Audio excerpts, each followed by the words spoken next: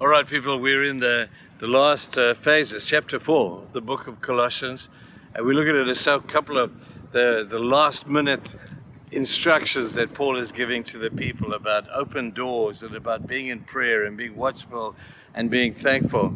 And then in verse 5 he says this: be wise in the way you act toward outsiders, making the most of every opportunity.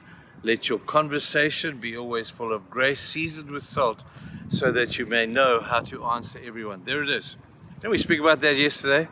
That door of opportunity to have conversations with people, to talk to people, not just to, preach at them, but have conversations. And he tells you what these conversations should look like.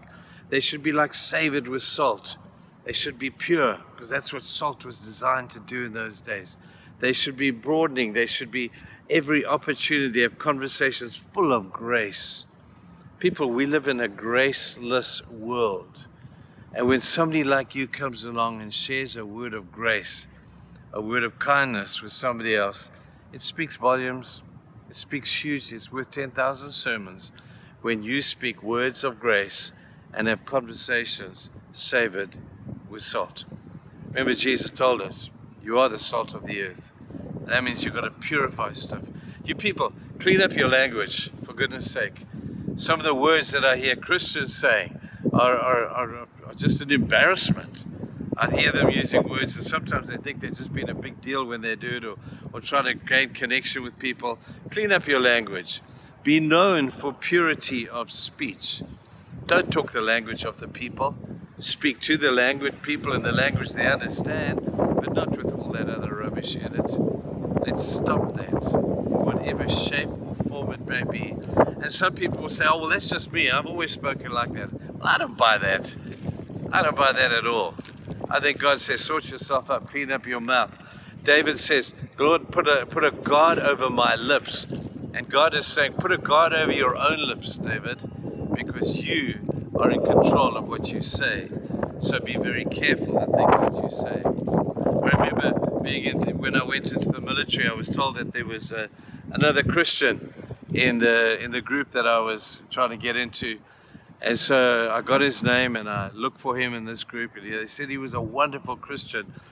And then I forgot his name, and I thought, well, I'll be able to tell who he is, probably by the way he speaks, because in the army you speak a different language. And but I couldn't find him anywhere. Until one day I remembered his name, and I said, oh, you're the guy that I was told about. But his language was so bad, you couldn't tell any difference between him and the rest of these rough soldiers that we were messing around with. And I thought, so one day I had an opportunity. I said to me, call him James. I said, hey, James, I was told that you're a real Christian. And he looked at me and said, yeah, I am. I said, I was told that you used to lead the youth group in your church, and you still do. He said, yeah, I do. I said, well, James, I have to tell you, pal, I couldn't tell you from anybody else. You spoke the same as them. He was deeply embarrassed. And I wasn't trying to embarrass him, but I was trying to make a point to say, sort out your words, man. People are looking at you, and the way you speak represents the King that you serve. So let's speak words of grace with understanding, savored with much salt. I think these are traits that Christians should bear in mind, and that Christians should speak at a much higher level. But then he talks about here as well, he talks about the beauty of being wise. I remember Errol, one of our pastors, saying to me one day, people are always looking for what's right and what's wrong, and that's okay in obvious cases. But sometimes it's not about being what's right or wrong, it's just doing what is wise. Because sometimes you can do something that you think is right, but it's just not wise. So work out the difference between right, wrong, and is this wise?